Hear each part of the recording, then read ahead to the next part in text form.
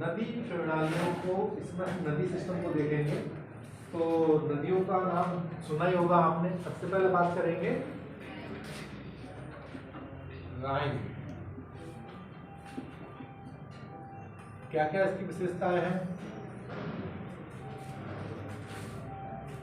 नाम सुना राइन नदी?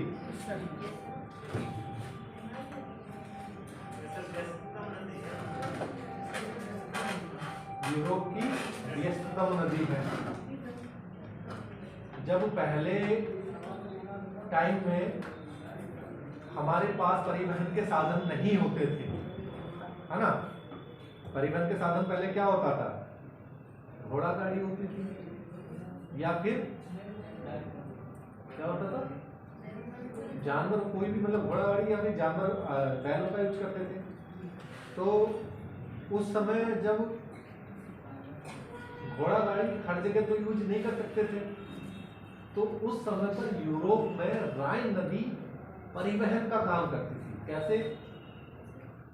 हम उसमें जो सामान हमें ट्रांसपोर्ट करना होता था और उस नदी के किनारे पर जो नगर बसे थे वहां भेजना होता था, तो नदी में डाल देते थे बांध के लकड़ियों के ऊपर, और वो दूसरी जगह पहुंच जाता था। तो ये ट्रांसपोर्टेशन का काम करती थी उस टाइम पर। आज भी ये नदी व्यस्ततम नदियों में से एक है और यूरोप की रीढ़ की हड्डी इस नदी को बोला जाता है। यानी कि समझ लो, रीढ़ की हड्डी बोल रहे हैं तो यूरोप की पूरी जान होगी।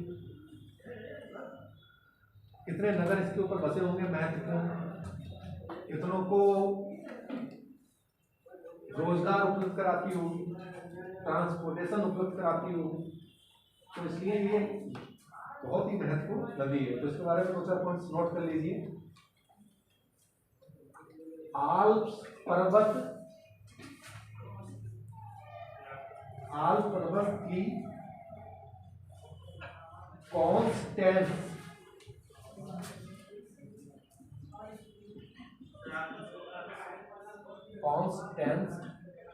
झील से निकलती हुई उत्तरी सागर में गिरती है। उत्तरी सागर में गिरती है। उत्तरी सागर कहाँ है? नॉर्थ सी कहाँ है?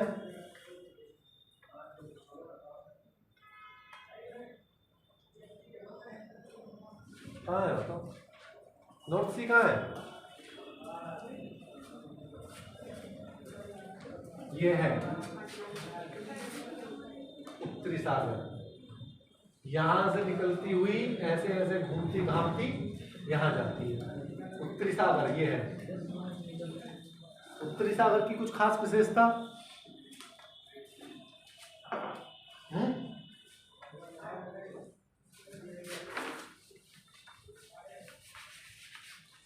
उत्तरी सागर को देख रहे हो ना, ये दिख रहा है सबको? कैसा रंग है यहाँ पे? ये हल्का नीला, एक रंग है डार्क नीला, फिर उसके बाद थोड़ा सा कम नीला, और ये कैसा है? सफेद जैसा है। सफेद जैसा है ना? सफेद जैसा है तो उसकी क्या खास विशेषता हुई?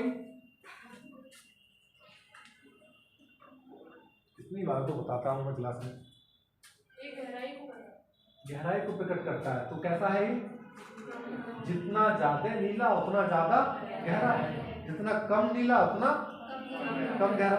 तो उत्तरी सागर कैसा है? उथला सागर है। तो वहां पर क्या खास विशेषता है? उथला होने की वजह से क्या होगा?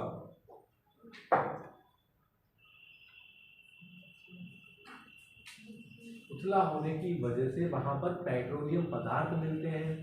दूसरा, यहाँ से जो एक सागर धाराएं चलती हैं वो यहाँ पर गर्म और ठंडी मिलती हैं। तो मछली उत्पादन के लिए उत्तरी सागर फेमस है।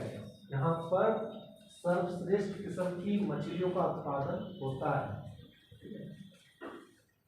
चलो इसमें राइन में लिखो। यह है Switzerland,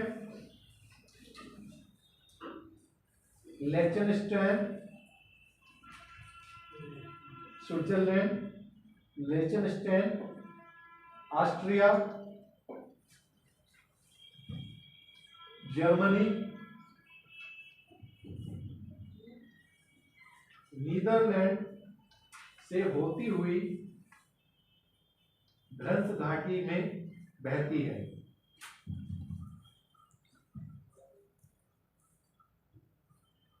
Switzerland, लिechtenstein, Austria, Germany, Netherlands से होते हुए भ्रंश घाटी में होकर बहती है। दूसरा पॉइंट, इस पर मॉनहेम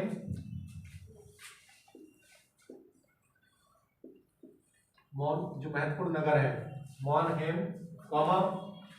मेंज,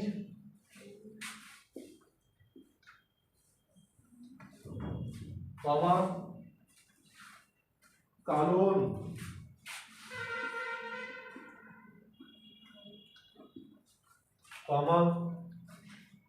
एशम,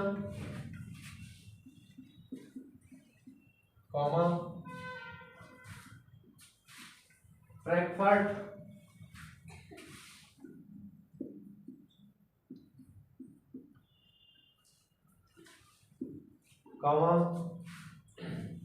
बॉन,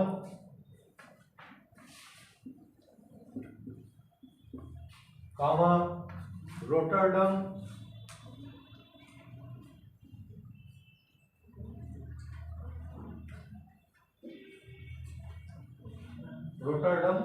प्रमुख नगर स्थित है। रोटरडम प्रमुख नगर स्थित है। अगला पॉइंट, इसको यूरोप की कोयला नदी भी कहा जाता है।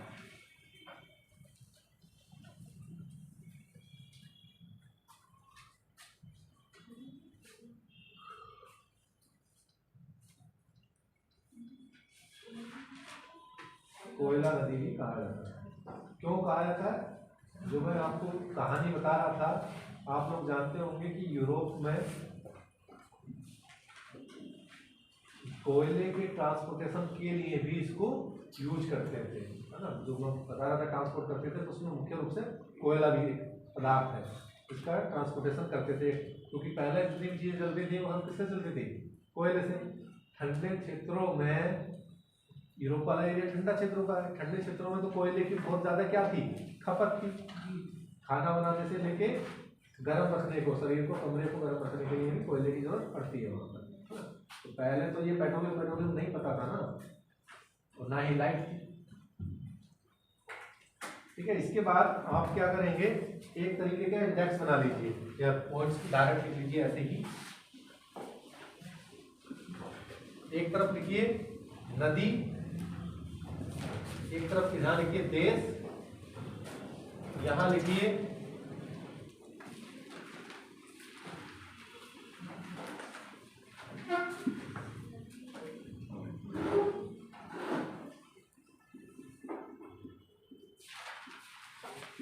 जल गिरना, यानी कि नदी का जल कहां जाके गिरेगा, और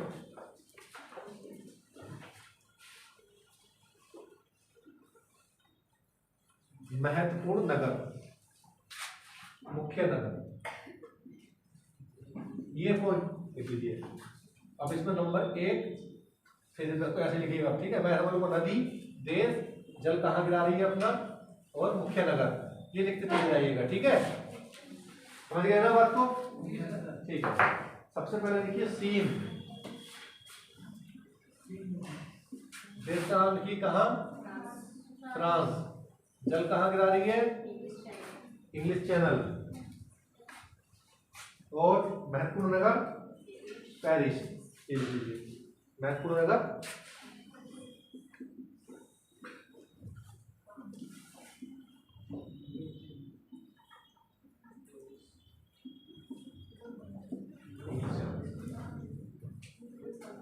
ठीक है, इस तरीके से लिखना है। फिर लिखिए पो, इंग्लिश चैनल। अब लिखिए पो, पो कहाँ की है? इटली। कहां से गिरा रही है अपना जल? एड्रियाटिक सागर में। एड्रियाटिक सागर कहाँ है? कहाँ है? एटलस पढ़ लिया तो कहाँ है एटलस का मतलब? हाँ एटलस में कहाँ लोकेशन बताओ ना।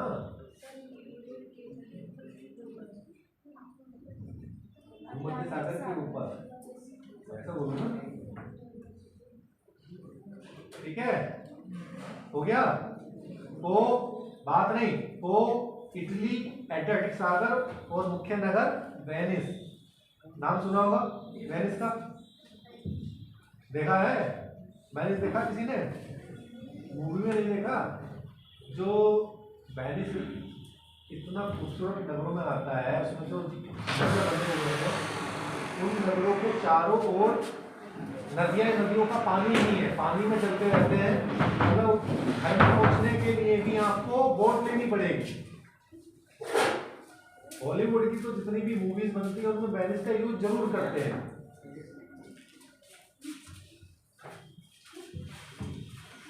अगली है टाइबर। ये कहाँ है? इटली। Tiber Italy. गिरता कहाँ है इसका जल? भूमध्य सागर। महत्वपूर्ण नगर रोम।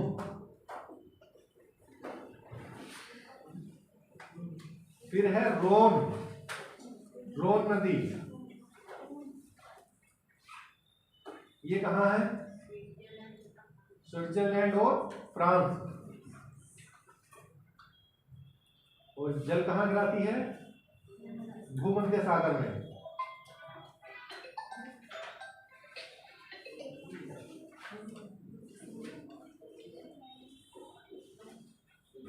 हेलो नमस्कार सब कैसे हैं?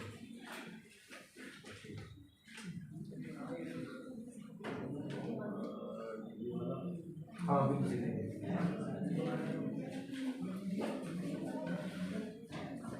मंडे में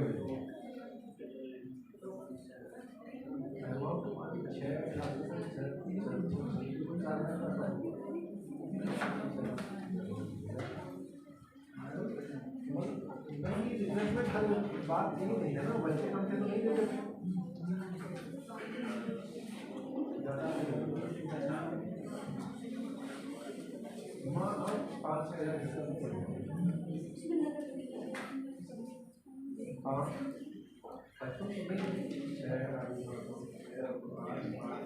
हाँ कोई चाय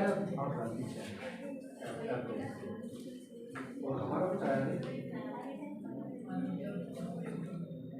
वो वाला।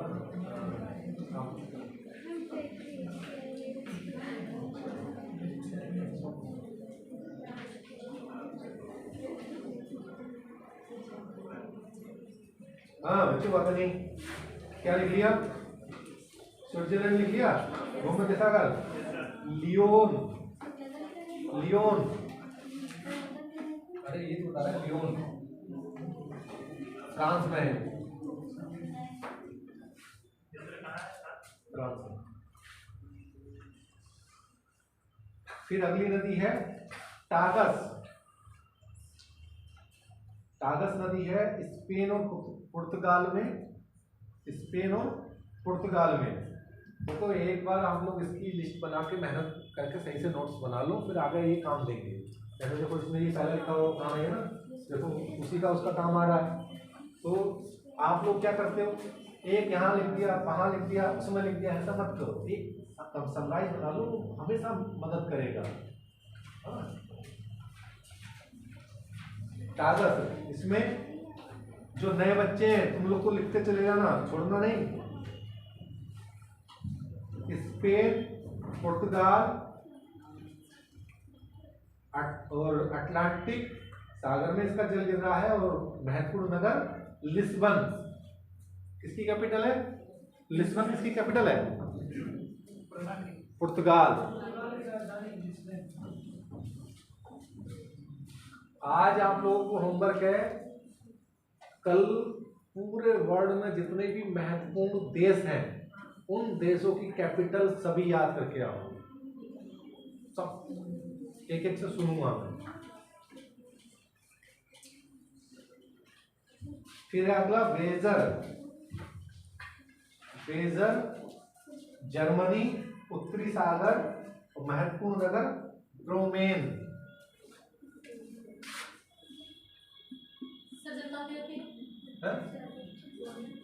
नगर जर्मनी में है ये।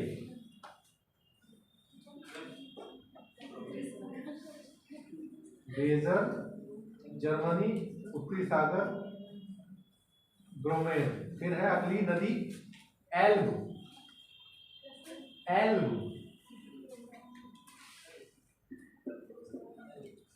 एल्ब, एल्ब जो है जर्मनी, उत्तरी सागर और ड्रेस्टन।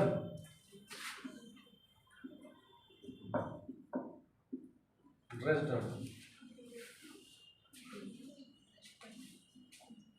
फिर है विस्चुला, नदी का नाम विस्चुला, पोलैंड में, बाल्टिक सागर और वार्सा। वार्सा तो सुनते होंगे सब।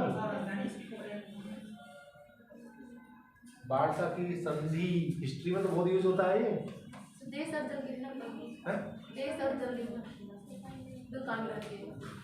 बाल्टिक सागर में, बाल्टिक सागर कहाँ है? बाल्टिक सागर पोलैंड के उधर और जो नॉर्वे और फिनलैंड के बीच। समझ गए? समझ गए?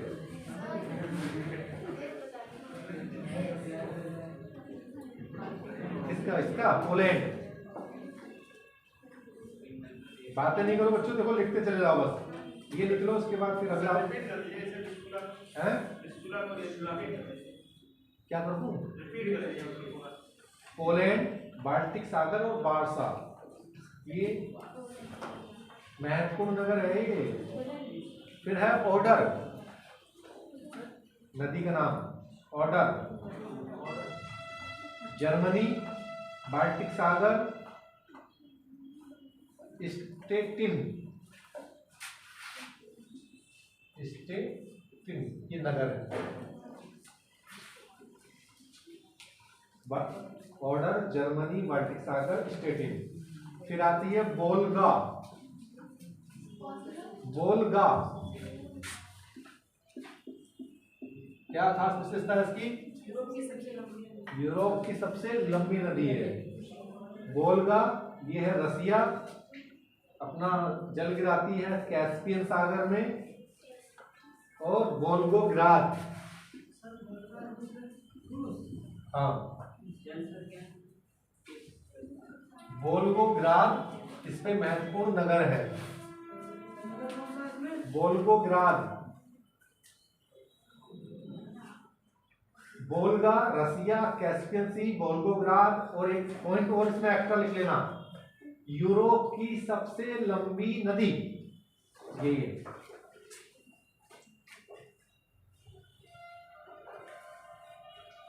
फिर आती है डॉन। कितने ऐसे स्टूडेंट्स हैं जो पहली बार नाम सुन रहे हैं इनके? डेन्यू अलग है, डॉन अलग है। डॉन, डॉन के बारे में लिखो, रसिया यानी कि रूस, अजोब सागर, अजोब सागर, अजोब, अजोब सागर,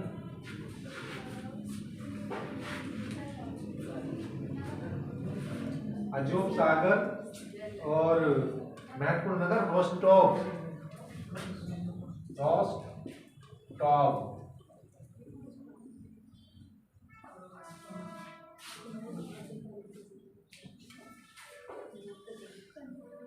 ठीक है, हो गया। इसके बाद आती है नीपर,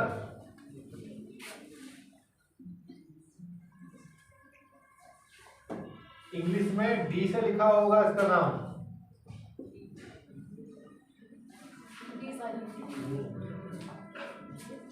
नीपर, ये भी रूस, यूक्रेन, काला सागर, कीव, रूस, यूक्रेन, काला सागर, कीव। कीव महत्वपूर्ण नगर है। इसका यूक्रेन का, इसी पे हमला किया था ना अभी उसने, इसी पे हमला रसिया सर मुख्य नगर का क्या है? कीव। फिर है लास्ट नदी डैन्यूब।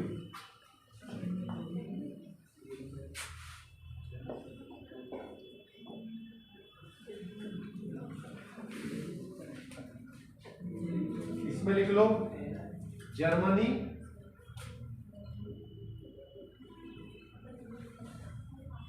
फ्रांस, काला सागर,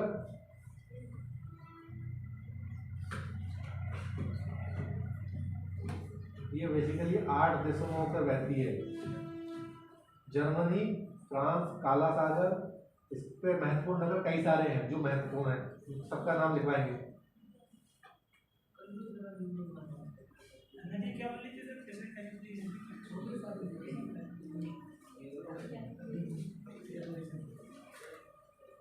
नगर लिखो वियना, वियना, बेलग्रेड, बुडापेस्ट, सब वियना, बेलग्रेड, बुडापेस्ट,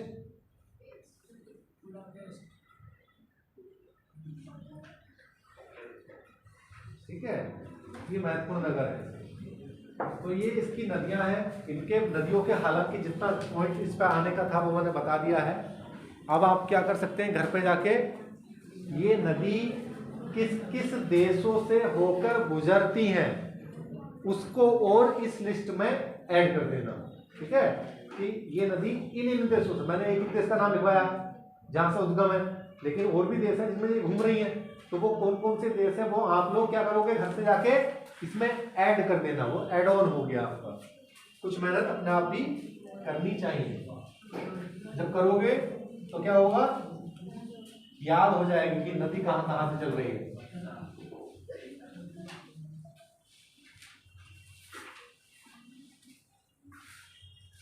इसके बाद आता है इसके विशाल मैदान,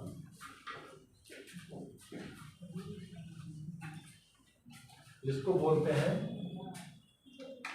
मध्य का विशाल मैदान। इसके बारे में कुछ जानकारी देते हैं। मध्य का विशाल मैदान का ये देखो, ये यूरोप में जितना भी ये ग्रीन वाला पार्ट दिख रहा है ना, ये आपको, ये सब ये मध्य का विशाल मैदान में आता है।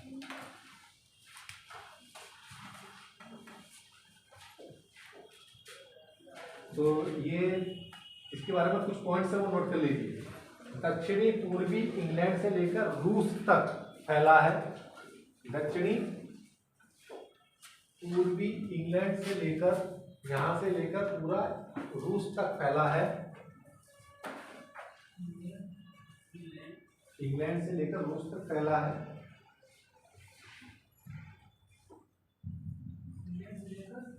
रूस तक फैला है। इसके पूर्वी सीमा पर, दूसरा पॉइंट, इसकी पूर्वी सीमा पर दलदली भूमि मिलती है, इसकी पूर्वी सीमा पर दलदली भूमि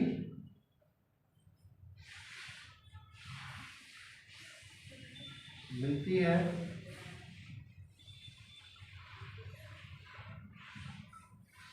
अगला, इस दलदली भूमि को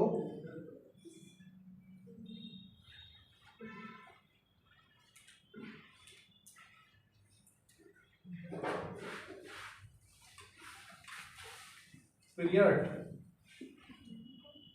दलदल के नाम से जाना जाता है।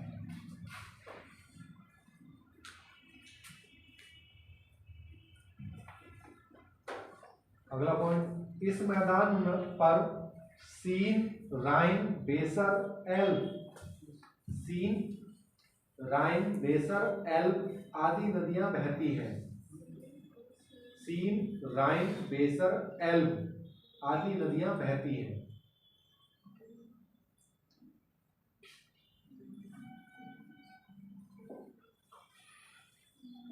इंग्लैंड में टेम्स नदी बहती है, टेम्स नदी बहती है।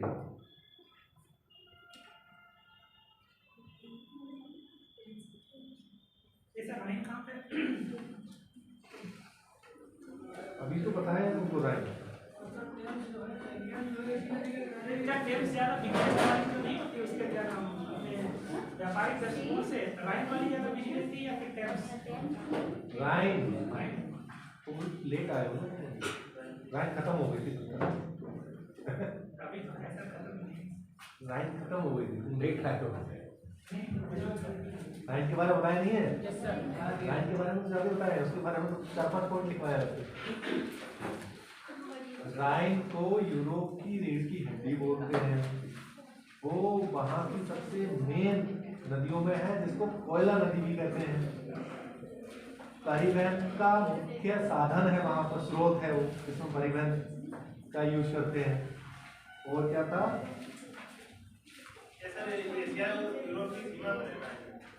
और इसका कई सारे मुख्य नहर हैं, जैसे एसन है, फ्रैंकफर्ट है, कलोन है, मेज है, ये नगर बसे हुए। चलो इसको, हाँ अब देखो महत्वपूर्ण आ रहा, हॉलैंड में इस मैदान का कुछ भाग समुद्र के नीचे भी चला गया,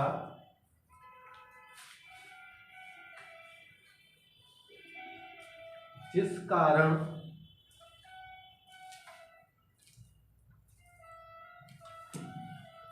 समुद्र के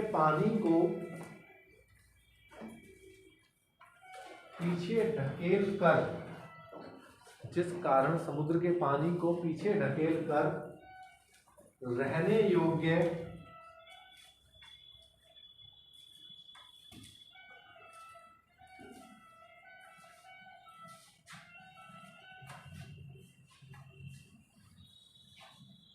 एवं कृषि योग्य बनाया गया, जिसे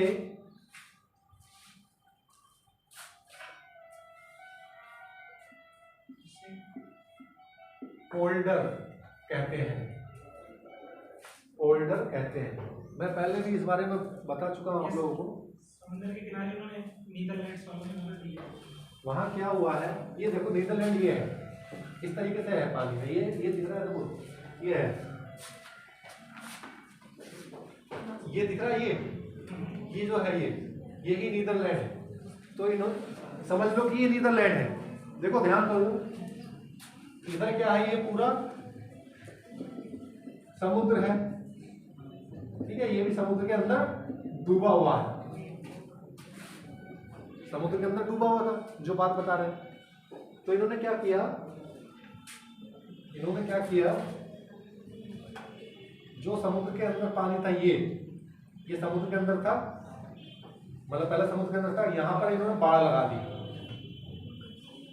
यहाँ पर दोनों तरफ बाड़ लगा दी, और ये जो पानी था, इस पानी को यहाँ से निकाल के फेंक दिया, इधर को पानी को निकाल के फेंक दिया बाहर। तो जो पानी को निकाल के फेंक दिया, तो वो जो लैंड बना, उसको इन्होंने क्या बोला, पोल्डर। यानी कि इनके पास जमीन नहीं थी रहने के लिए। आप देखो कि हमारे पास तो कितनी जमीन है रहने के लिए, कितने लोग रह रहे हैं, खा पी रहे हैं, मजा कर रहे हैं, मुफ्त में सो रहे हैं, खा रहे हैं, कुछ काम नहीं कर रहे हैं, काम आराम ही तो कर रहे हैं। पढ़ने लिखने वाले तो बहुत कम है, यार तो आराम ही करवा रहे हैं, ठीक है। तो इन्होंने क्या किया, इनके पास तो जमीन नहीं थी, समुद्र का पानी निकाल कर फेंका, जमीन आ गई, यानी कि ये वाली जमीन खाली कर ली।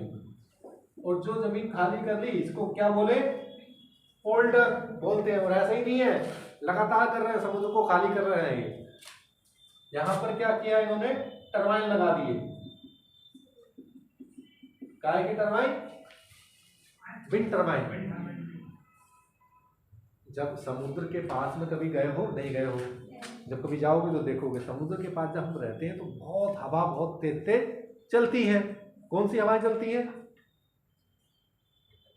सागर समीर और स्थलीय समीर, तेज तेज चलता, बहुत तेज हवा चलती है समुद्र के पास में। तो जब उन्होंने क्या किया, ये लैंड है, इससे ऊपर इतनी ऊपर इन्होंने उसको पानी के लिए रोक दिया और यहाँ पर क्या करते हैं, टरबाइन लगा दिया। तो थोड़ा ऊंचाई का होगा तो टरबाइन क्या होते हैं, बहुत तेजी से चलते हैं। तो पूरा जो विंड एनर्जी में पूरा इसका 100% एरिया विंड एनर्जी से ही चलता है। इनको कोई भी और अलग प्रकार की एनर्जी की जरूरत नहीं है। यानी कि दो प्रकार से यूज किया, जो बाढ़ इन्होंने लगाई उस पर विंड एनर्जी का प्रोडक्शन कर लिया और जो लैंड हुआ उसमें एग्रीकल्चर कर रहे हैं। तो ये देखो इन लोगों की बुद्धि देखो। हम लोगों को तो क्या मिल जाए, इतना लैंड, इतना फर्टाइल लैंड मिला हुआ, उसके बाद भी एक बार फसल लगाएंगे, उसके बाद खाएंगे पिएंगे सो जाएंगे, फिर देखेंगे अगली बार होगी तो ठीक है, पानी पड़ गया तो ठीक है कर लेंगे, नहीं तो काम चलाएंगे। हम लोग क्या है, आराम करवाने वाले लोग, मेहनत कम करते हैं, कम करते हैं। इसमें क्या कहते हैं, जलवायु की जो है बहुत बढ़ती करती है, क्योंकि यूरोप वाले ठंडे वातावरण में ज़्यादा एक्टिव लोग रहते हैं। यहाँ तो ठंडा हो जाता तो घरों से बाहर नहीं निकलते हैं, वही तो, वो तो ठंडे में रहते हैं तब भी काम करते हैं। ये शायद किसी ने स्टेटमेंट दिया है, दिया है ये कि ये कहा गया है कि जो एशिया के लोग हैं वो क्या है,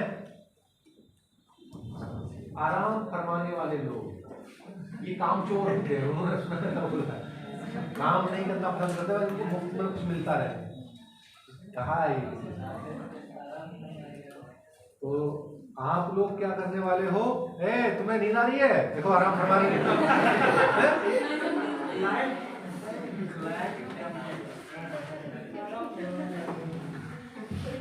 ठीक है, अब इसके बाद होल्डर किसको कहते हैं समझ गए ना, ठीक है। इसके बाद आता है कुछ फ्रांस, इसके यूरोप के कुछ महत्वपूर्ण मैदान हैं, जो मैदान बहुत महत्वपूर्ण है और पर्टिकुलर किसी चीज के लिए जाने जाते हैं, तो उनको भी जान लीजिए। तो उसको भी आप क्या करेंगे, एक तरफ लिखेंगे देश, एक तरफ लिखेंगे देश, दूसरी तरफ लिखेंगे मैदान, तीसरी तरफ लिखेंगे फसल और इधर लिखेंगे फसल हो गया, और इधर नदी। ये 4 पॉइंट लिख लीजिए। फिर नंबर 1, 2 इस तरीके चलेंगे। देश का नाम लिखिए फ्रांस, मैदान का नाम लिखिए नॉर्मंडी का मैदान, फ्रांस, मैदान का नाम लिखिए नॉर्मंडी,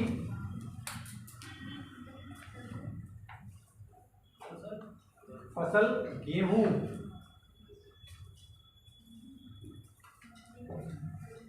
और नदी सीन तथा लायरे, सीन तथा लायरे।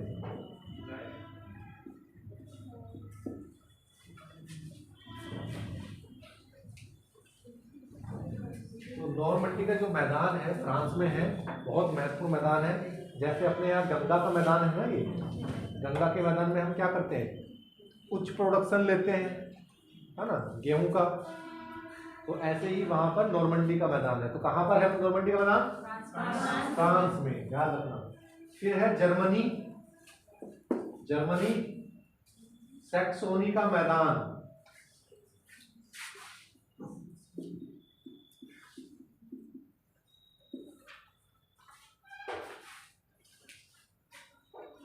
ये जाना जाता है डेयरी फार्मिंग के लिए, डेयरी फार्मिंग।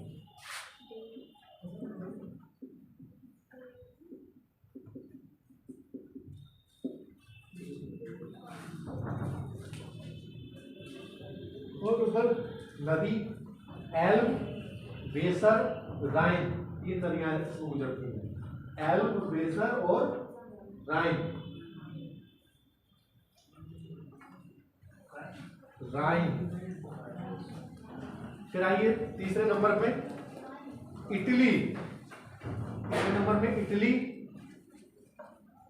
इटली के इधर लुम्बार्डी का मैदान, लुम्बार्डी का मैदान, लुम्बार्डी।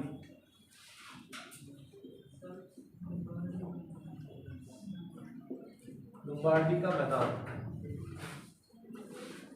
यह जाना जाता है बीटी कल्चर और चावल के लिए। बीटी कल्चर, बीटी कल्चर क्या होता है, अंगूर की खेती और चावल के लिए।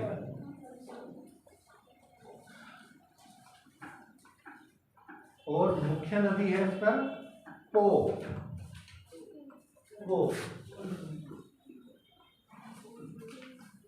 आप सब जानते होंगे इटली में और फ्रांस में शराब का उत्पादन बहुत ज़्यादा होता है।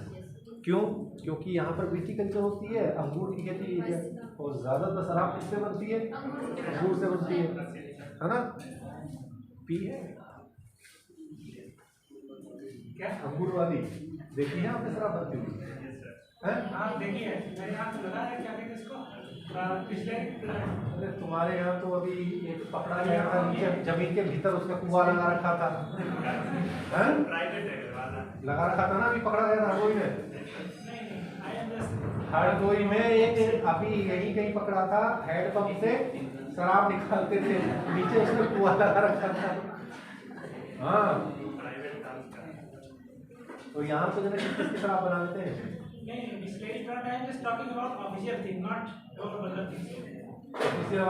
कहाँ लगा हुआ है? यहाँ में जो चीनी मिल है, उन्होंने ये इतना सीधा मालूम है लगा रखा है।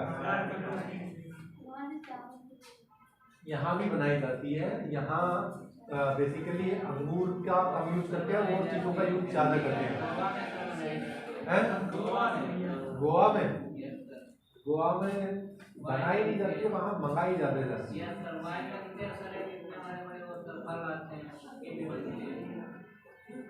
ठीक है, मतलब आपको बता रहे हैं इटली, जो शैंपेन नाम सुना है? तो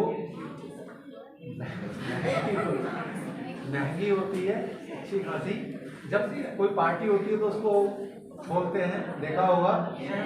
फ्रांस में ही बनती है, अंगूरों से बनाई जाती है। एक बोतल की कीमत उसकी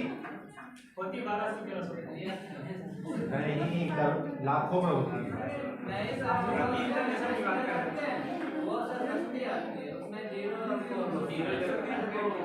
चलो ठीक है, छोड़ो। अगला है यूक्रेन।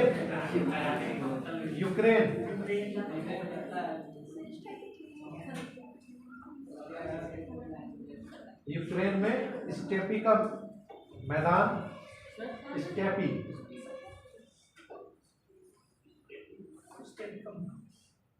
यहाँ फसल है गेहूं और पशुपालन मुख्य रूप से होता है। और नदी इसमें कोई नहीं है, नदी नहीं। स्पेन में है जमोरा का मैदान है, नाम सुना है?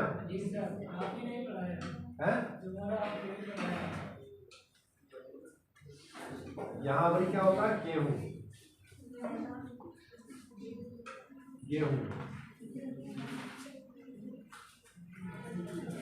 ठीक है, यूरोप के बारे में इसकी भी नदी नहीं। अब हर मैदान में कोई नदी छोटी मोटी कोई ना कोई नदी होगी जरूर।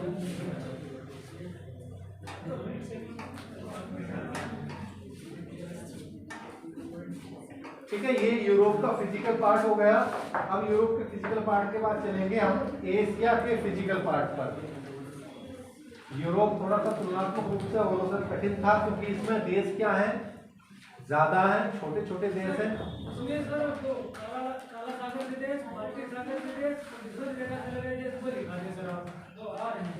वो आ रहे हैं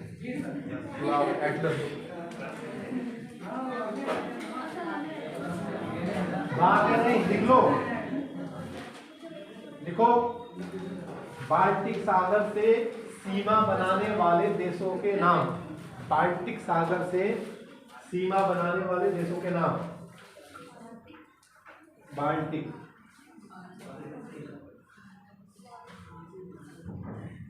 नंबर 1 पोलैंड,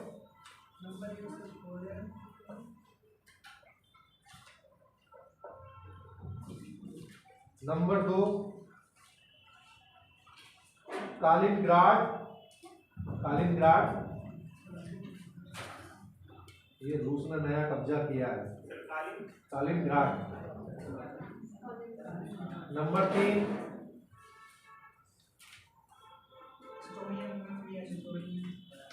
अभी बता रहे हैं, Lithuania. Number 3 Lithuania, Lithuania. Number 4 Latvia. जब हम पढ़ते थे पहले ज्योग्राफी, ये सब याद करके रखते थे कोड से, इसको कोड के उससे याद करते थे हम, इसका कोड बना लेते थे, वैसे तो याद नहीं होते हैं। अब थोड़े ना कोड रखते हैं, तो बनाओ क्या कोड, इसका क्या बनाओगे। हम बहुत सारी चीजें हम कोड बना के याद करते थे, जो ऐसी होती है ना, झटपट वाली हो जाती है। ऐसे एस्टोनिया और ऐसे लिथुआनिया हो गया, लाटविया, लिथुआनिया और एस्टोनिया। अरे अभी और भी है इनको, लाटविया, एस्टोनिया, फिनलैंड, अलग अलग है ये, एस्टोनिया, फिनलैंड, स्वीडन,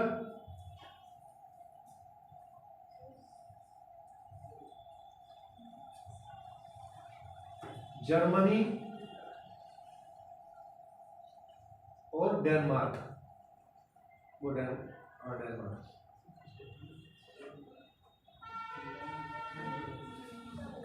ठीक है, हो गए। ठीक है, अब लिखिए, भूमध्य सागर से लगने वाले देशों के नाम। भूमध्य सागर से लगने वाले देशों के नाम: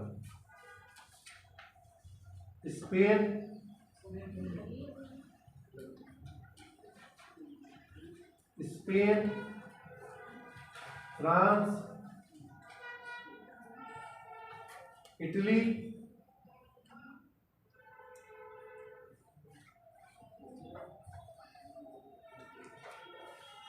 ग्रीस,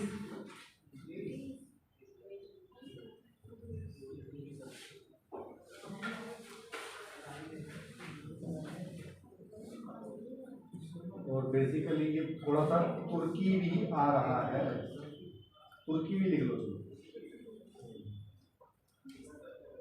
ठीक है, ये हो गए। अब लिखिए, काला सागर से लगने वाले देश यूरोप के: तुर्की,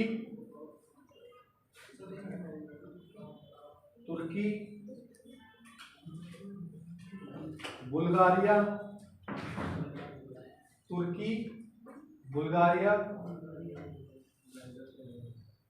रोमानिया,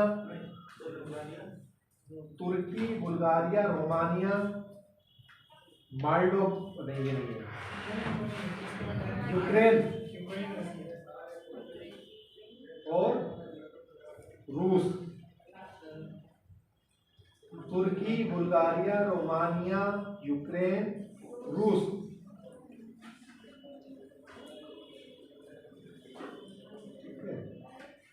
अब लिखिए, एड्रियाटिक सागर से सीमा बनाने वाले देश। एड्रियाटिक सागर से सीमा बनाने वाले देश लिख दे। एड्रियाटिक लिख दो उसको।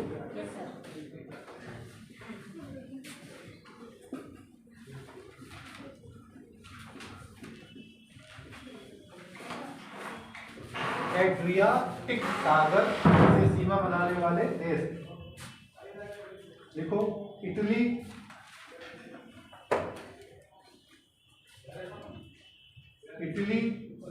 स्लोवेनिया,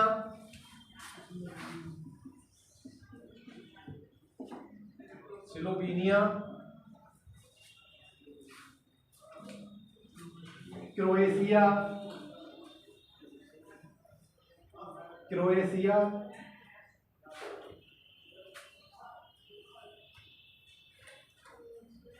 बोस्निया,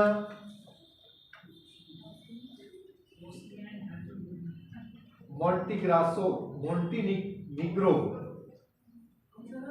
बोस्निया, उसके बाद मोंटीनीग्रो, और उसके बाद अल्बेनिया,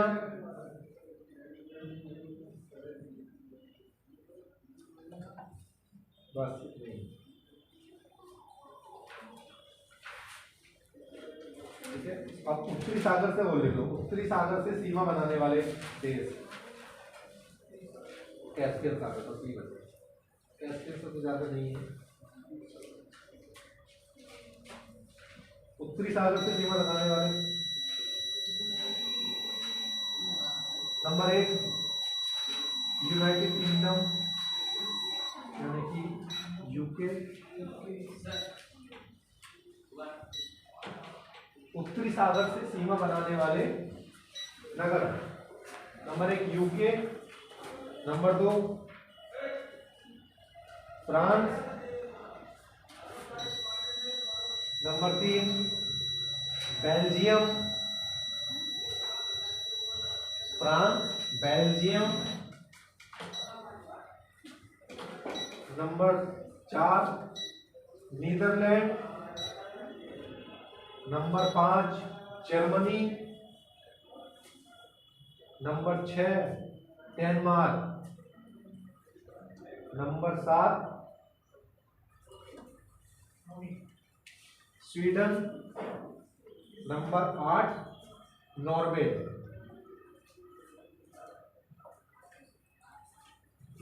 नॉर्वे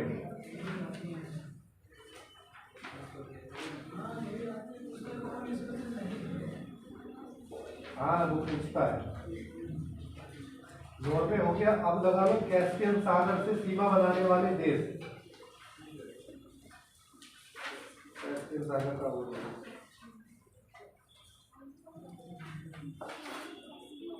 हाँ, नंबर 1 रूस, नंबर 2 कजाकिस्तान,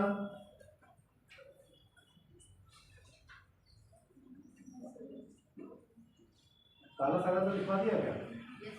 लिखवा दिया। कजाकिस्तान लिख लिया। Number 3 Turkmenistan, Turkmenistan, number 4 Iran, number 5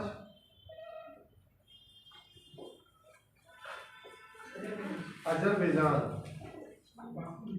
जलती हुई है बाकू में जलते हुए पत्थर दिखते हैं, पत्थरों के नीचे से आगे आगे हो गया। ठीक है, तो ये मेन इसके थे यूरोप के हैं।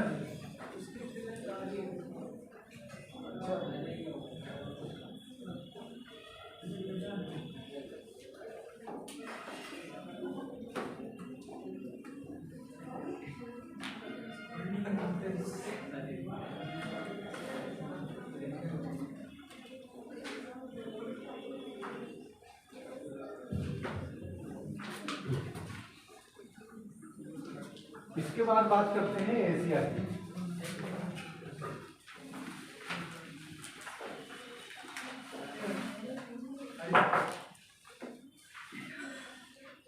एशिया में एशिया का जो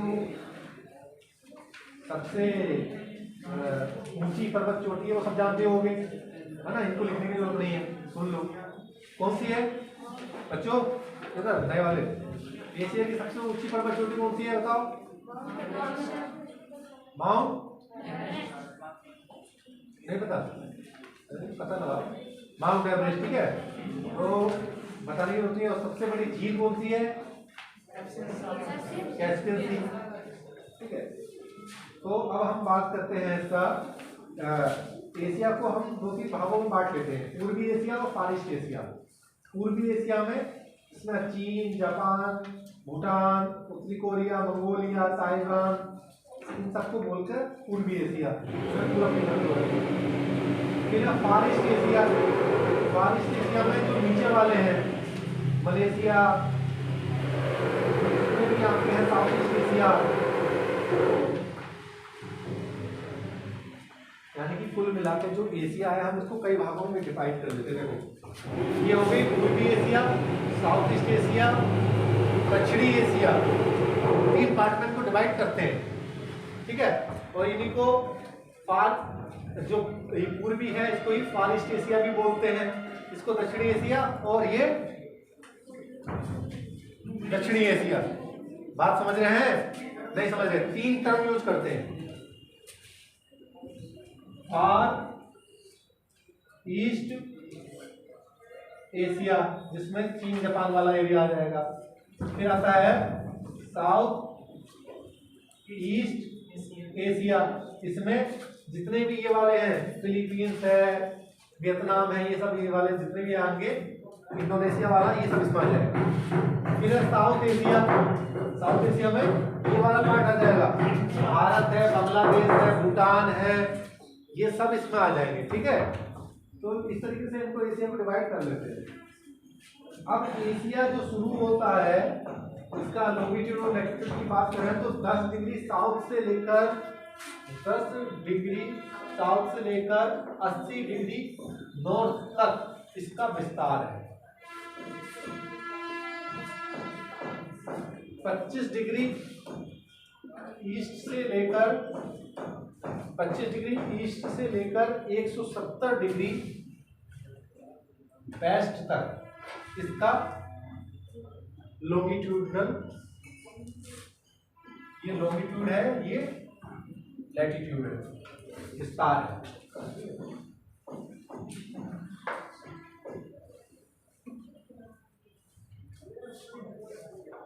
पर्वतों की बात करें तो इसकी जो स्टार्टिंग इधर पश्चिम की तरफ से होती है वो पामीर की घाट से शुरू होता है। पामीर की घाट से निकलकर कई श्रेणियों में फैलते हुए पर्वत जाते रहते हैं। ये देखो, यहां से आपकी पामीर की घाट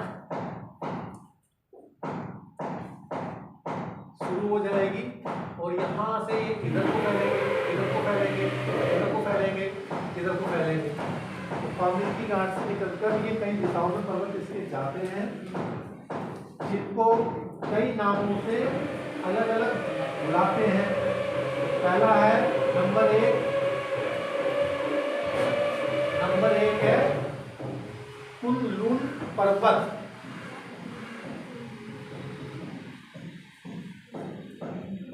कुन-लुन पर्वत, ये लिख लो, एक नंबर 1 कुन-लुन पर्वत, इसके बारे में एक पॉइंट लिख लो। कुन-लुन पर्वत श्रेणी लिख लो। यह चीन के सिंगलिंग शान पर्वत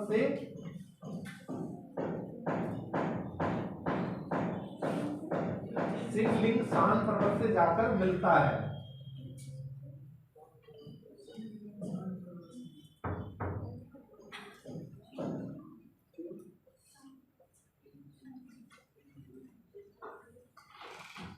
फिर दूसरा है तियान शान पर्वत।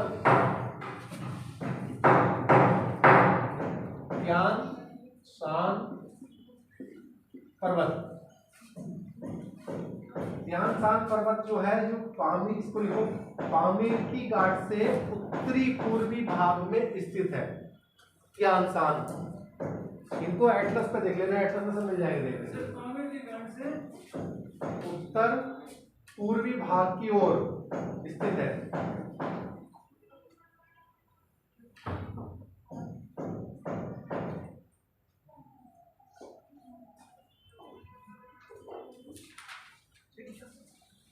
ठीक है, इसके बाद आ जाता है आपका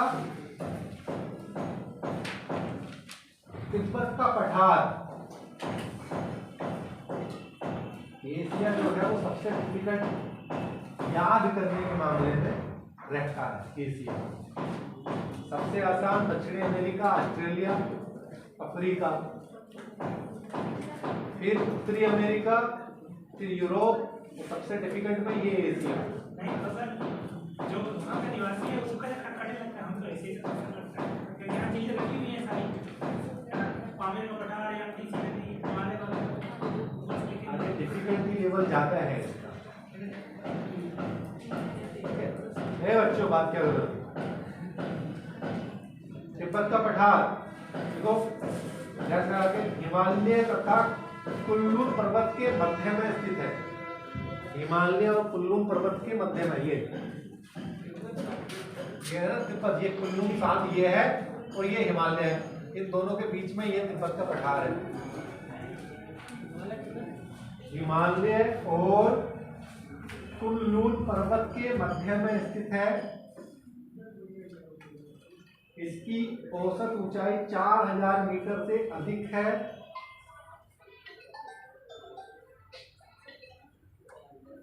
हाँ नहीं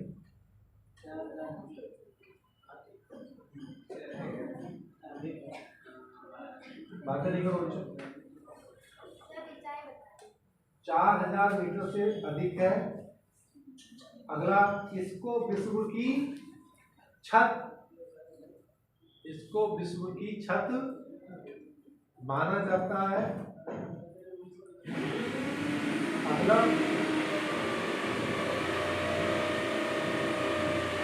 ये ठंडा रेगिस्तान है।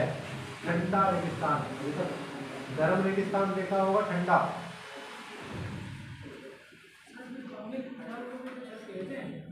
क्या पानी के पदार्थ को क्या कहते हैं? ठंडा। छज्जा, तो छज्जा एक छत है, एक छज्जा है। वो इससे छोटी है ना, तो छज्जा है।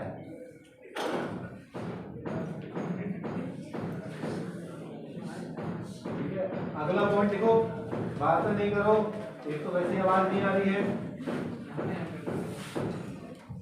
अगला देखो, तारिम बेसिन। तारिम बेसिन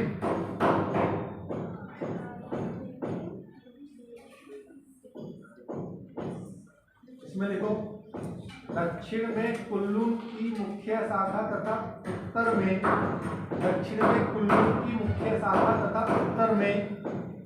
त्यान शान के मध्य में स्थित है। दक्षिण में कुल्लू की मुख्य शाखा तथा उत्तर में त्यान शान के मध्य में स्थित है।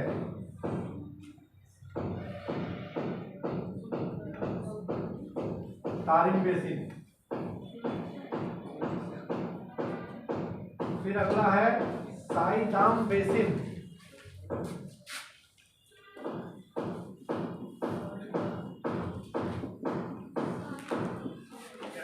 साईदाम बेसिन, ये बेसिन कई बार, बहुत बार मैं बताया हूँ इस क्लास में। बेसिन बेसिन बेसिन पता है ना सबको? नए वालों बच्चों से पूछो, बेसिन क्या होता है? बेसिन हाँ, कौन बताएगा? हाथ खड़ा करो बेसिन के बारे में।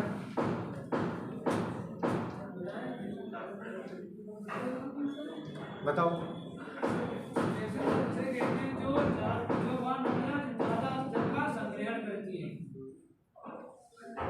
जहां पर जल का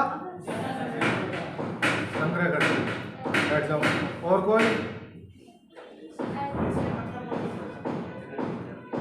बेसिन नदी का जल ग्रहण क्षेत्र वाला जो एरिया होता है, वो होता है जो इस तरीके से तस्त्री नुमा।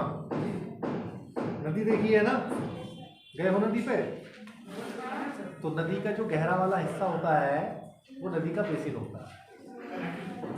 ठीक है, तो ये किसके बेसिन है? ये नदी के बेसिन नहीं है, ये बेसिन है मरुस्थलों वाले। ये सब मरुस्थल है जो यहाँ चल रहे हैं। लेकिन ये बेसिन भी कैसे होंगे? इसी तरीके से गड्ढे नुमा टाइप में, इसलिए इनको बेसिन बोल रहा है। ठीक है, साईदाम बेसिन लिख लिया। इसके जैसा करके दक्षिण में कुल्लू तथा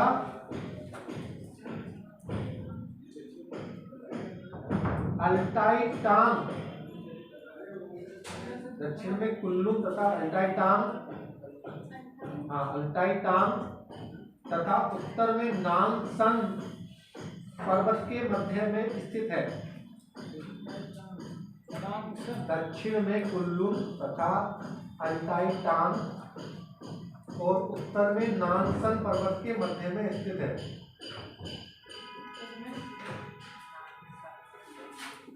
उत्तर में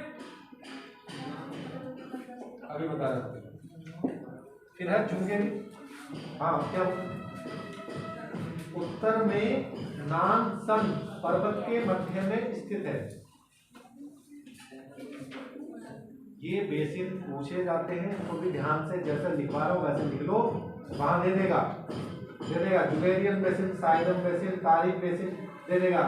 ये उसके मध्य में है, ये उसके मध्य में, इसको मैच करो, है ना, तो इनको भी याद कर लेना। फिर है जुगेरियन बेसिन, दक्षिण में तियानसान और उत्तर में अल्टाई टान। दक्षिण में तियानसान तथा उत्तर में वो अल्टाई टान नहीं है, खाली एल्टाई, एल्टाई, एल्टाई पर्वत के मध्य में है। दक्षिण में तियानसान और उत्तर में एल्टाई पर्वत के मध्य में स्थित है। फिर आता आपका गोभी का पठार, गोभी का पठार है, गोभी जो गोभी खाते हो घर में, जैसे गोभी है खाने वाली गोभी नहीं होती है, वही है, दो प्रकार की होती है, बंद गोभी, फूल गोभी, आप गांठ गोभी। गोभी का पठार जैसा लिख लो, यह शुष्क तथा कंकड़ पत्थर वाला क्षेत्र है, तो ये गांठ गोभी ही है।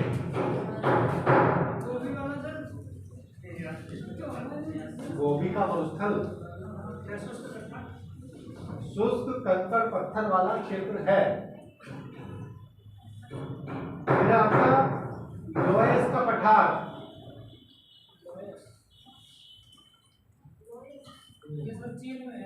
हाँ, लोयस का पठार,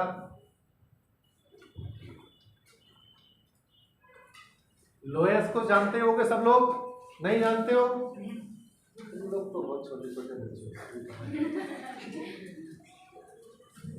लोयस का पठार एक मरुस्थल पठार है जिसमें हवा द्वारा धूल के कणों को उठाकर लाकर एक जगह पर डिपॉजिट करके चली जाती है, उससे क्या बन जाता है, मरुस्थल बनता चला जाता है और लोयस की मिट्टी जमा होती चली जाती है ना। ये वाला एरिया है, देखो ये गोभी मरुस्थल ये है, ये यहाँ पर ही चीन में लोयस का पठार है, ये सब लोयस वाला एरिया, यहाँ पर ही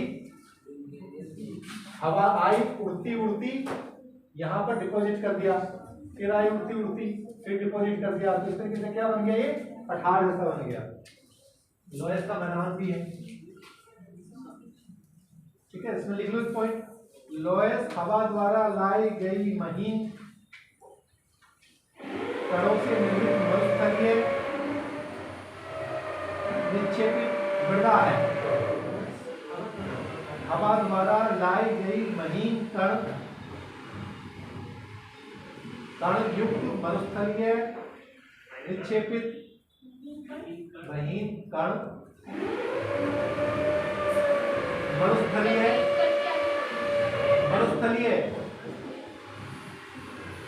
निक्षेपित मृदा है, ये लिखो मृदा है, ठीक है। इसके बाद आता है वांगो का मैदान, वांगो का मैदान, वांगो का मैदान, वांगो लिख लोगे, वांगो नदी है,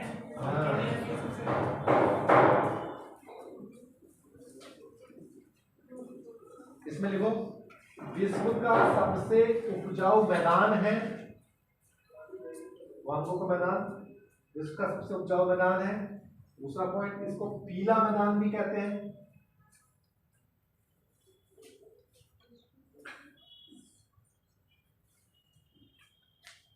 अगला लिखो, यहां पर चीन की कुल कृषि योग्य भूमि का 40% भाग स्थित है। यहाँ पर चीन की कुल कृषि योग्य भूमि का 40% भाग स्थित है।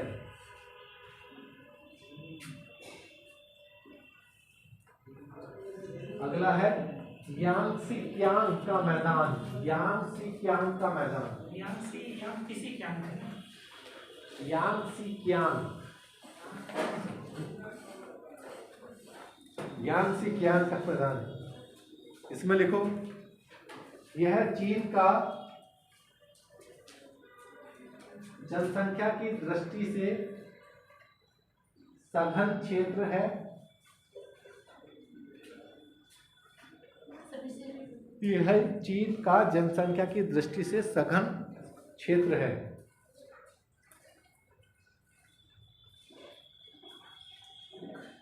ठीक है, फिर एक और है सीकियांग का मैदान।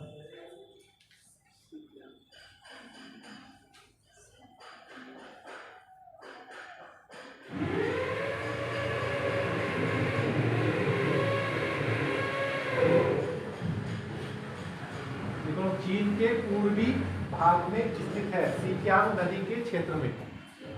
पूर्वी भाग में स्थित है, सीकियांग नदी के क्षेत्र में।